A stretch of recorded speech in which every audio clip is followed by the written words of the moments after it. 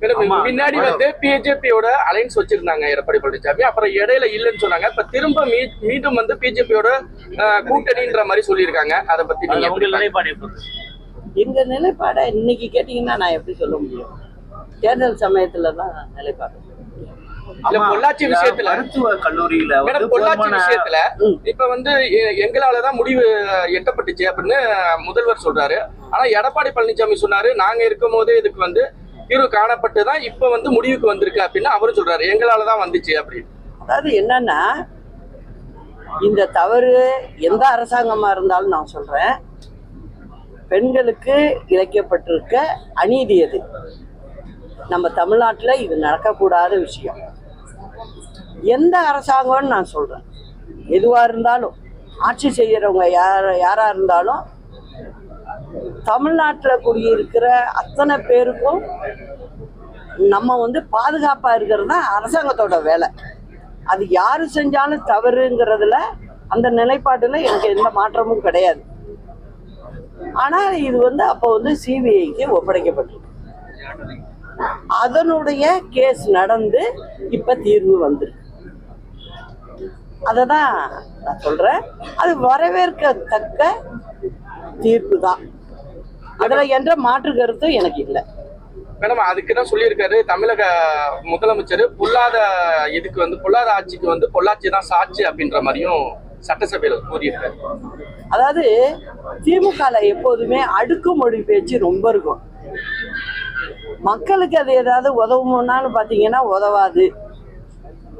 இப்ப இன்னைக்கு பிரச்சனை அப்படின்னு எடுத்துக்கிட்டீங்கன்னா, மத்திய மெடிக்கல் கவுன்சில்ல இருந்து கடிதம் வந்திருக்கு.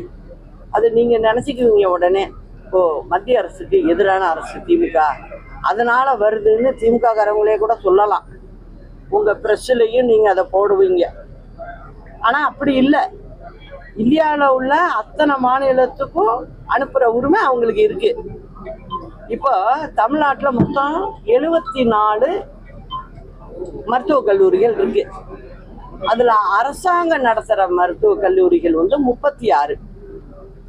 36ல எம்பிபிஎஸ், எம்டி இதெல்லாம் வரிசையா இருக்கும். பிடிஎஸ், எம்டிஎஸ் எல்லாமே வரும். இதுல மொத்தம் பாத்தீங்கன்னா 7636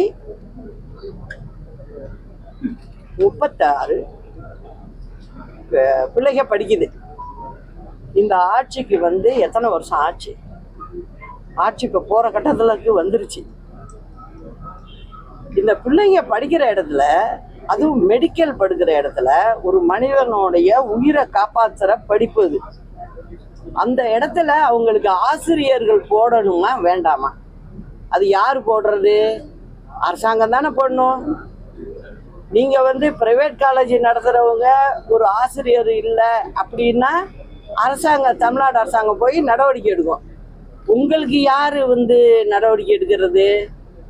நீங்க நடத்துற தமிழ்நாடு அரசு நடத்துற 36 மருத்துவக் கல்லூரியில ஏன் நீங்க ஆசிரியர்கள் நியமனம் செய்யல?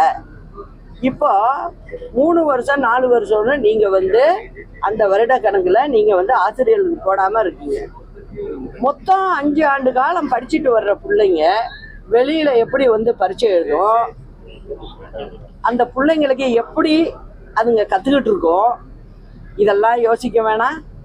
முதலமைச்சர் அடுக்குமொழியில பேசினா மட்டும் போராது, விஷயம் இருக்கணும்.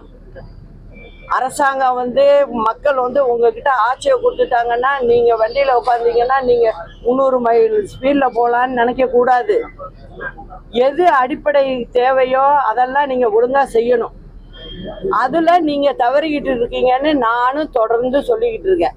நீங்க திருந்தின பாடாவும் இல்லை. இதை தமிழ்நாட்டு மக்கள் திருத்திடுவாங்க. 26ல திருத்திடுவாங்க நிச்சயமா. இதுதான் நடக்கும்.